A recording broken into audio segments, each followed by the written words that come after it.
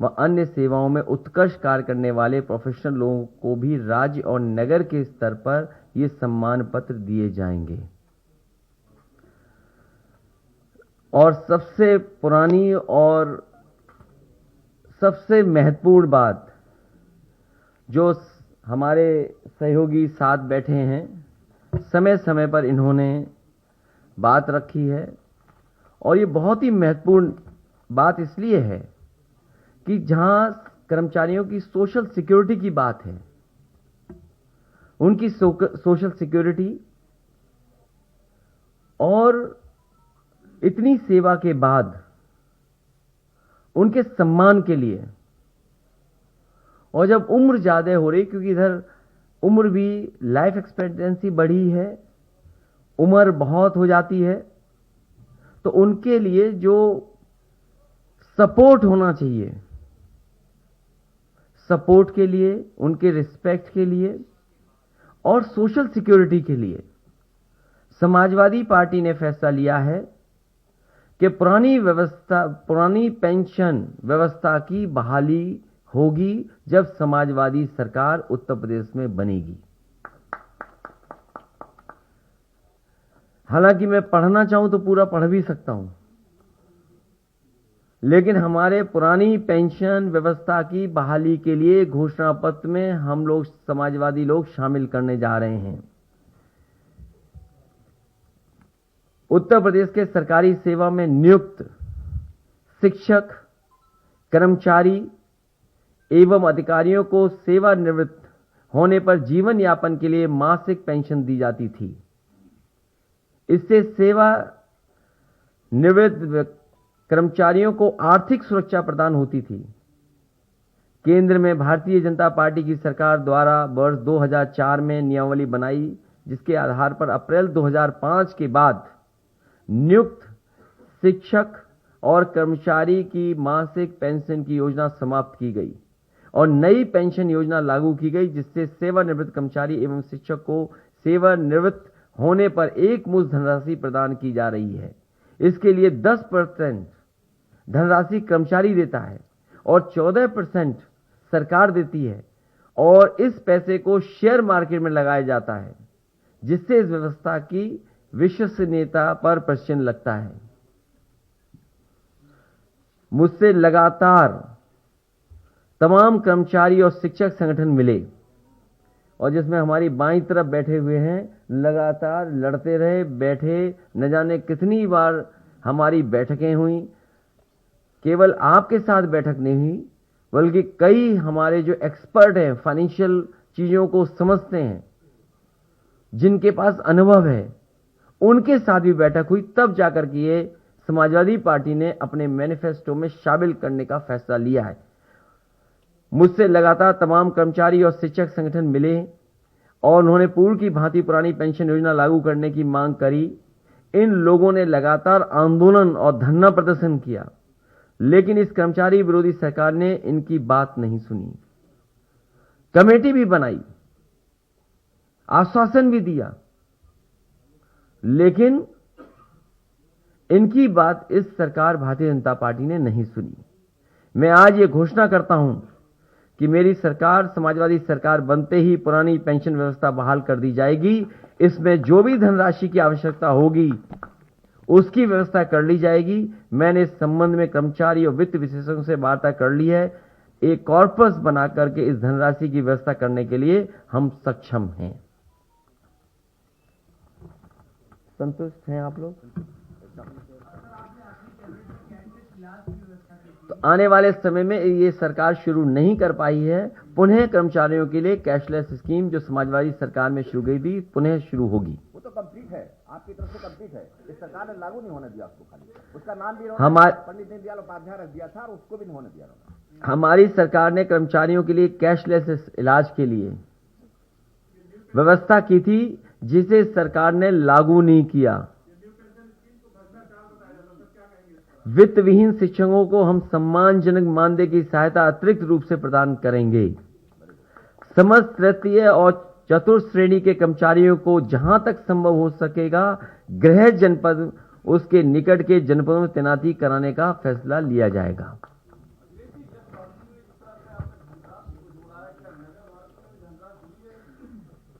बहुत छोटा सवाल पूछ रहे हो इतनी बड़ी योजना के सामने। सबसे बड़ा फैसला समाजवादी पार्टी का जो घोषणा पत्र में शामिल होने जा रहा है, पुरानी पेंशन योजना को बहाल किया जाएगा। बहुत बड़ा फैसला है। 2005 से पूर्व कर्मचारियों को मिलने वाली पुरानी पेंशन व्यवस्था लागू की जाएगी। उसके लिए किस तरीके से लागू होगी, फाइनेंशियल एक्सपर्ट जो जानकार लोग हैं उनसे राय मशवरा किया गया है। किस तरीके से कॉर्पस फंड क्रिएट किया जाएगा, उसका भी इंतजाम समाजवादी सरकार में होगा। फिलहाल इसी पे हमें काम कर लेने दो। कर्मचारी भी होंगे और शिक्षक भी होंगे, अधिकारी भी होंगे, जो भी इसमें आते हैं उस कैटेगरी में सब। जिन्होंने हटाई वो भी शामिल होंगे।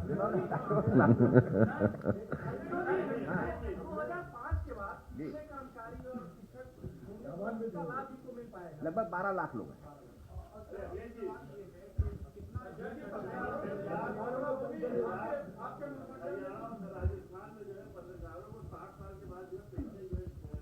ये सुझाव अच्छा है, लिख करके दो हमें।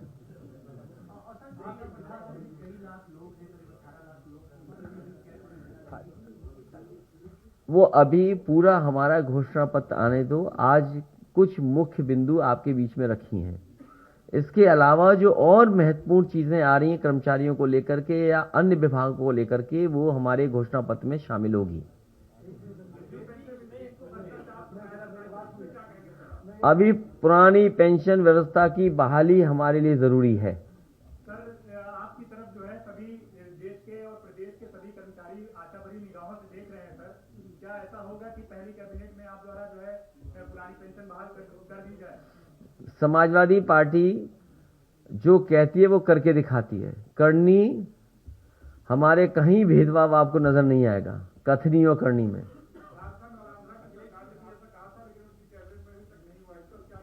ये उत्तर प्रदेश है, ये दूसरा प्रदेश नहीं है। ये विस्तार से जिस समय मैनिफेस्टो समाजवादी सरकार का आएगा, क्योंकि आउटसोर्स से बाबा भीमराव अंबेडकर जी का दिया हुआ संविधान के तहत जो हक और सम्मान वो छीना जा रहा है, उस पे भी समाजवादी पार्टी विचार कर रही है और किस तरीके से फैसला लेगी वो हमारे मैनिफेस्टो का इंतजार करिए। मैं ये चाहता हूं कि भारतीय जनता पार्टी अपना मैनिफेस्टो लाए। समाजवादी पार्टी ने तो अपने प्रत्याशी भी घोषित कर दिए, अपना वर्चुअल रैली भी जैसे कर सकते हैं वो कर रहे हैं। मैनिफेस्टो की बातें भी लगातार हम आपसे चर्चा कर रहे हैं और शामिल कर रहे हैं। आखिर भारतीय जनता पार्टी 4.5 साल से और डबल इंजन की सरकार जो उत्तर प्रदेश में थी, जो भेदभाव के साथ काम कर रही थी, वो मैनिफेस्टो जैसे ही लाएगी उसके बाद समाजवादी सरकार में क्या क्या काम होंगे, समाजवादी पार्टी का मैनिफेस्टो आएगा। बहुत सारी चीजें हैं। आउटसोर्स कोई अच्छी प्रथा नहीं है, एक्सप्लॉयटेशन के अलावा उसमें कुछ नजर नहीं आता। और सबसे बड़ा सवाल है कि जो प्राइवेटाइजेशन है और आउटसोर्स चीजें हैं, ये जो हमें अधिकार मिल रहे हैं संविधान से, आरक्षण का कैसे खत्म किया जाए, वो आउटसोर्स और प्राइवेटाइजेशन है एक रास्ता। ये भारतीय जनता पार्टी और वो लोग जो संविधान और आरक्षण और हमारे गरीब को, वंचित लोगों को अधिकार नहीं देना चाहते हैं, वो व्यवस्था लागू कर रहे हैं। मैनिफेस्टो का इंतजार करिए। बहुत सारे ऐसे हैं जो उलझाई चीजें हैं। मैं आपसे कहूंगा कि जिस समय 2017 का घोषणा पत्र समाजवादी पार्टी ने रखा था, उसमें भी बहुत सारी ऐसी बातें थी जो आप कह रहे हैं, आंगनवाड़ी हैं या आशा कार्यकर्ता हैं, इनके बारे में जो कहा गया था। ये बहुत सारे सवाल हैं जिनको अभी घोषणा पत्र में शामिल होना है। क्या आप घोषणा पत्र का इंतजार नहीं कर रहे हैं?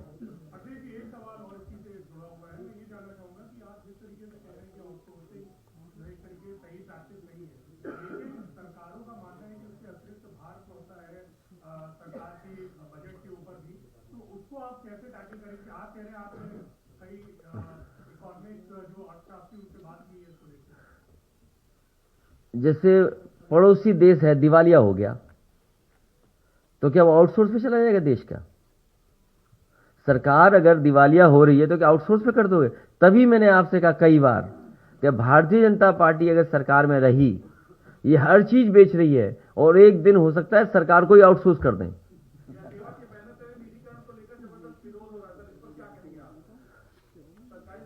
निजीकरण के खिलाफ समाजवादी पार्टी और तमाम वो लोग हैं जो समाजवादी हैं और अम्बेडकरवादी हैं, वो प्राइवेटाइजेशन के खिलाफ हैं। अखिलेश जी, पॉलिटिकल सवाल है कि आज फिर आपके परिवार से एक व्यक्ति को शामिल किया बीजेपी ने, प्रमोद गुप्ता जी, उन्होंने फिर आप पर वार किया है। ये सिलसिला चल रहा है, कोई परिवार शामिल होता है और आप पर वार करता है। मुझे तो ये बात समझ में नहीं आती है कि भारतीय जनता पार्टी को खुश होना चाहिए इस बात को लेकर के। भारतीय जनता पार्टी जो आरोप लगाती है परिवारवाद का, कम से कम हमारे परिवारवाद को तो खत्म कर रहे हैं वो लोग। इसके लिए उन्हें धन्यवाद देता हूं मैं।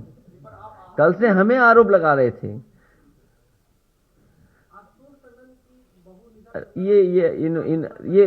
ये काम भारतीय जनता पार्टी कर सकती है, उन्हीं से सवाल पूछिए। समाजवादी पार्टी किसी के घर में लड़ाई नहीं करा सकती। ये आप अपने मनगढ़ंत मत कहिए कि हो सकता है तुम ही भारतीय जनता पार्टी के हो। पता करके बताओ, ये भारतीय जनता पार्टी के तो नहीं है। हमें इनका मोहल्ले का पूरा एड्रेस देना, हम पता करेंगे वोट हमें कितने मिले वहां। नहीं, हम ये नहीं करेंगे। ये परिवार में झगड़ा नहीं कराएंगे हम किसी के। ये कानूनी है, वो अपने कानूनी उसमें करें।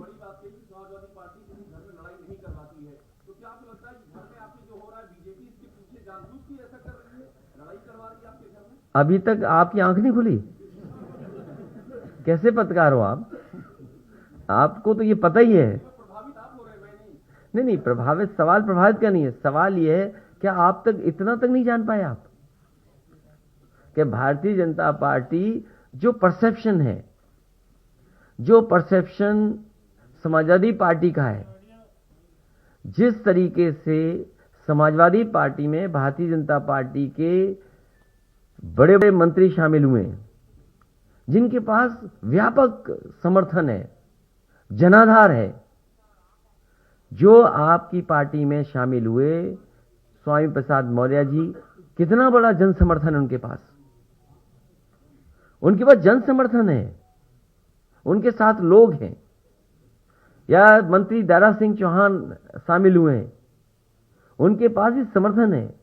जिस तरीके से समाजवादी पार्टी ने दलों को जोड़ा है, तो जो परसेप्शन है, उस परसेप्शन की लड़ाई में भारतीय जनता पार्टी हार गई। हम लोग आगे हैं, हम अपना मैनिफेस्टो रिलीज कर रहे हैं कि आखिरकार जनता के बीच में जब हम जा रहे हैं तो जनता से हम क्या कहें। आपके ही सामने न जाने कितने बिंदु हम उठा चुके हैं। 300 यूनिट बिजली घरेलू माफ होगी, इसका जवाब भारतीय जनता पार्टी के पास क्या है? भारतीय जनता पार्टी कहने लगी हम बिजली आधा कर देंगे, तो इसका मतलब 4.5 साल तक तुम बिल ज्यादा लेते रहे। 4.5 साल का पैसा वापस करोगे क्या? लैपटॉप डिस्ट्रीब्यूशन होगा। इन्होंने जो टैबलेट दिए हैं उस पर उंगली उठ रही है, प्रश्न लग रहे हैं। समाजवादी सरकार के दिए हुए लैपटॉप आज भी चल रहे हैं। किस स्पेसिफिकेशन के खरीदे गए थे और किस स्पेसिफिकेशन के बांट दिए गए? समाजवादी पेंशन एक ऐतिहासिक फैसला था और डायरेक्ट बैंक के अकाउंट में जाता था। यह व्यवस्था समाजवादियों ने उत्तर प्रदेश में न जाने कब लागू कर दी थी और अब बढ़ा करके उसको 18,000 रुपए किया है। ये कोई छोटा फैसला नहीं है, ये बड़ा फैसला है। गरीब माता बहनों की मदद के लिए, उनके सम्मान के लिए समाजवादी पेंशन पुनः शुरू होगी। और ये जो पुरानी पेंशन व्यवस्था की बहाली, ये हिस्टोरिकल फैसला है। और उनके लिए जो बुजुर्ग हैं, जो सेवा देते हैं और नौकरी के बाद उनके सम्मान के लिए कम से कम एक ऐसी व्यवस्था है जो जीवन भर उनके साथ रहेगी। आज लाइफ एक्सपेक्टेंसी ज्यादा है, 80 साल 85 साल, लोग 90 साल जी रहे हैं। हम तो 24 साल से पूछते उम्र कितनी? 24 साल की, 80 अंक की।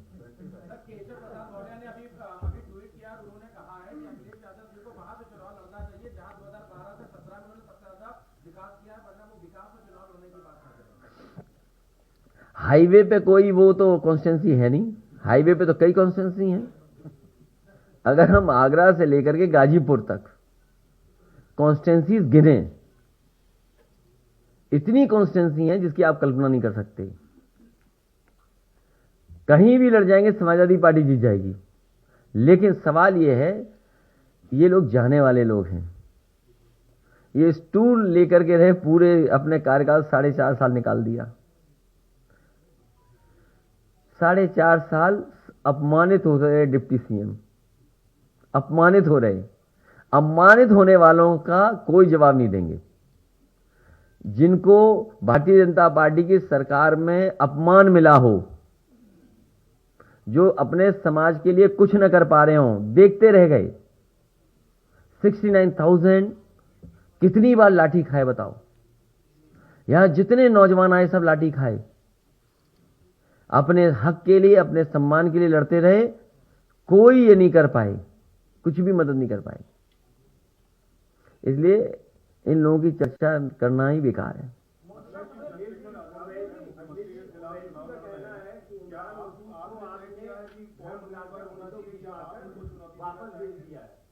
आप उसमें मत उलझो, मुझको हैं, सब ठीक है, सब ठीक हो गया। हाँ,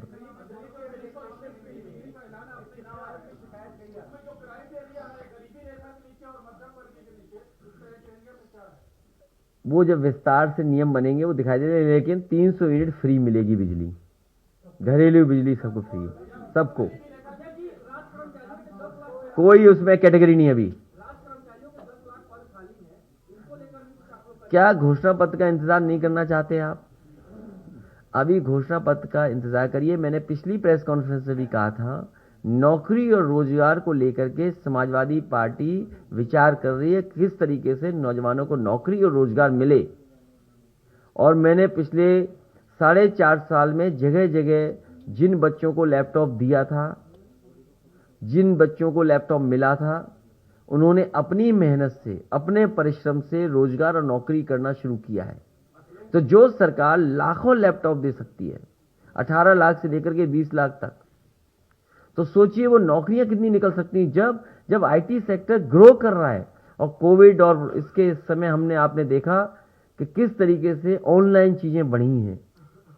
आईटी के क्षेत्र में कितना विस्तार हुआ है, कितने परिवर्तन आए हैं, कितने रोजगार के अवसर हैं, नौकरी के अवसर हैं। तो इसलिए इंतजार करिए कि जो पार्टी 18 लाख लैपटॉप दे सकती है, 20 लाख लैपटॉप दे सकती है, वो सोचिए कितने रोजगार उस क्षेत्र में पैदा कर सकती है और देने का वादा करेगी।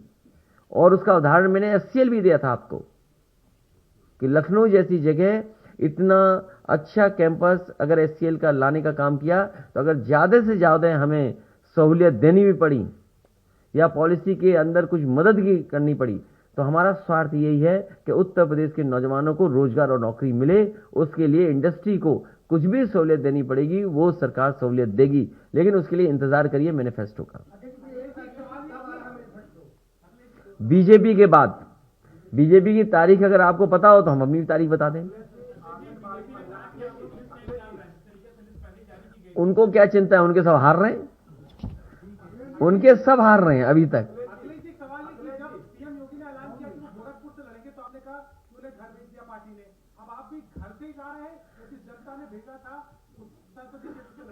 समाजवादी पार्टी तय करेगी कहां चुनाव लड़े, लेकिन क्योंकि समाजवादी पार्टी आगे है, समाजवादी पार्टी आगे है, तो आगे ही रहेंगे हम भी, हम आगे रहेंगे।